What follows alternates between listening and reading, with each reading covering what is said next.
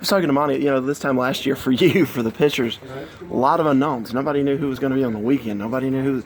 Is there just a comfort level now, kind of knowing, you don't know the exact roles, but kind of having an idea of where everybody's going to be? Yeah, there's a lot more comfort. I was mentioning that today on the radio. It's nice having a good group of experienced guys back, especially with Pat Krall, Alex Eubanks, Charlie Barnes, Patrick Andrews, and then the younger group with Crawford, Gilliam, Higginbotham, Schnell, guys that got some innings last year, they're going to get some more this year. Kind of knowing what you have, even going through the recruiting process last season, you're still recruiting to a group of guys that you still were unfamiliar with last fall. But now that everybody's here, you've seen everybody, you know what to work with, you can make out a direction for each guy and as a staff, and it does wonders, for this one. So I think we're slightly further ahead than where we were last year. We're obviously not where we need to be, like we always say, but there is a huge, huge comfort level just with knowing what you have and the leadership that we have coming back on the pitching staff. Guy that might be a third starter for you, Jackson, transfer. For people that haven't seen him, give me kind of a mini scouting report without letting too much out. Tyler's not going to wow you with a lot of stuff. I think his competitive nature, his accuracy, and he's no slouch with his stuff, but it's just not over electric. He's got a really good, he's going to be 88 to 91, maybe a 92, but commands his fastball at both sides of the plate. Has some sink, really good feel for the changeup for both sides of the plate, right on right, left, right on left. And then he's got a good feel for a slider, so he can really pitch. And I love the power arms, but you got to pitch at this level to get outs, and you can maneuver yourself through the lineup 2 or 3 times. And he's been able to do that through the fall against a pretty good lineup, in my opinion, with our staff, with our position players. So I think he's going to find a role in that starting position. As of right now, he's probably got a little bit of an edge over a couple other guys. But Yubi's creeping in there, Crawford's creeping in there, Gilliam's creeping in there, and Higginbotham didn't pitch in the falls back and was really good the other day against live hitters. So we'll see how they do. All 3 spots are still open, even though we feel like Charlie with his experience in Crawl is going to be there, and Tyler's right there with a bunch of other guys. But he's doing really well for us. You mentioned some guys there. How big is it to have a Brooks Crawford and a Riley Gilliam and an Alex Eubank, guys that Higginbotham that pitched a lot of innings last year, bring back that experience? I think it's huge. You know how it is when you try to get Riley in, if you remember last year, with 2 outs in the 9th inning, just so he could get an opportunity to get in front of 6,000 people and handle that, excitement and that anxiety. And I think that those guys been through that, been through the ACC tournament, had success like Brooks did last year. Getting Riley in there towards the end in the last game helped, I think, to give him some experience. And then for them to be around that environment in the regional was huge. I think those guys are going to be more comfortable in that setting this year, which is going to allow us to put them in more situations to get out of big jams and tighter ball games. When you look at your closing role, who do you got? Who are the candidates? Obviously, that's going to be huge this year, especially with Pat maybe in that starting lineup. Right. Depending on what we do with the rotation, that'll help out with some decisions on what we do with Pat. We talked about possibly putting him in the back just in case we have to. I feel like at this point, we had to start the season today, and you kind of made me make that decision. I think Monty would agree that we would go with Alex Eubanks because of the trust factor, that we know that he can perform in those moments. I think there's a lot of guys that have the ability to do that with Riley Gilliam, who has got really good stuff. Brooks' demeanor, his competitiveness. You got Patrick Andrews that could be a guy. You got Paul Campbell's had a really good fall for us. He's improved tremendously since last year, and I think he's a guy that's got the ability and the stuff to do it. It's all about handling the moment at that point. And then you have some younger guys. Blake Holiday, Jacob Hennessy could be a guy.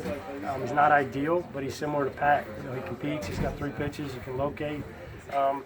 So it's still open, but I think Alex has a spot right now. But Alex is also competing for a starting role for us right now. I don't want to kind of take that out of the situation for him because he earned that with what he did last year, and he's definitely in the mix. He's in that top 5 for sure. So we'll kind of see how it plays out the next couple of weeks. There's still a lot of competition that needs to surface, but I do think Alex would do really well in that role. First out of the pen, guys? Depending on the situation of the game, Patrick Andrews, I think what he did against Wake Forest in the ACC tournament last year and some of his appearances in the regional, he's heading in the right direction. His health is great. He's got the experience for sure. We all know he's been around the block. Brooks is going to have that trust factor. I think Jacob Hennessy has built that throughout the fall. He's been one of the best freshmen and one of the best lefties. And then Jake, with his experience, I think he's a guy that we could go to. And if we keep Alex in that role in the closer spot, then we wouldn't go to him early. But if we don't, he's definitely a guy that we know we can use along the reach as well. For you personally, what's it been like for you? The guys, last year you had to work on communication, learning each other. Now this year you kind of go a whole year into it. Now they know you, you know them. Well, how different is that for you now as you approach the season? It's a lot. I was gone for, I think I mentioned on the radio, I was gone for 4 days for my sister's wedding, and those dudes were on point for 4 days. Mine even mentioned how well they did on their own, and to me that's just a testament of what those guys have kind of believed in to this point, to be dialed into what we're trying to do from a day-to-day basis, but then just getting across the competitive side when it comes down to it. And the older guys, Pat Krall, Charlie Barnes, Alex Eubanks, Patrick Andrews, Brooks Crawford, Gilliam, all those guys have matured so quickly, and they're coaches in their own right, on an individual basis with those younger guys. It's just made it easier for me, and I'll be honest, not having Cop here this year was a concern of mine. It's the first time I had somebody with that experience and that devotion to that spot, and those guys have kind of solidified, or filled that role from where Cop was last year, and that's helped out for me a ton. How comfortable are you with Chris? He's an extension of you out on the field.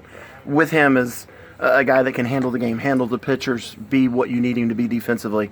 I'm extremely comfortable with Chris. I mentioned we're all going to miss Oki, his personality, but Chris is an unbelievable talent back there. He's going to have an opportunity to play at the next level.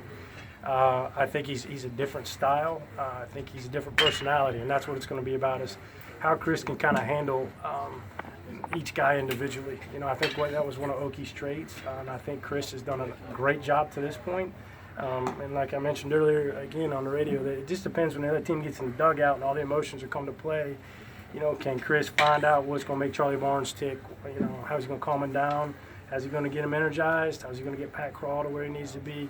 And so on and so forth. But Chris is, we'll miss Oki, but I don't think we're going to skip a beat too much back there, and that's a credit to Chris, because I think he's an unbelievable talent behind the plate. Is there any sense of urgency to get roles established as quickly as you can? Does it benefit the guys, or does it not matter if you go up to 5 days before the opening game and say, you're our weekend starters, you're our closer, etc.? For me or Monty?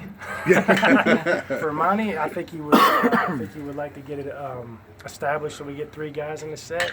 For me, I think that's ideal, but I've seen it enough where it doesn't always play it out how you want it. I heard a comment one time says, see things how they are, not how you want them to be. And I think that comes into play a lot, where you have to be able to make some adjustments, throughout the season. So hopefully we get to that point where we're solidifying those 3 guys and we can ride them for a while. But like we did last year, I'm not afraid to make a change and suggest it. Obviously it's Monty's call, but to suggest that you make a change, whether we shuffle Charlie to Saturday like we did last year, you shuffle Krall, or don't announce the 3rd starter because you don't have to, and kind of see how the first 2 days play out. I'm fine with that.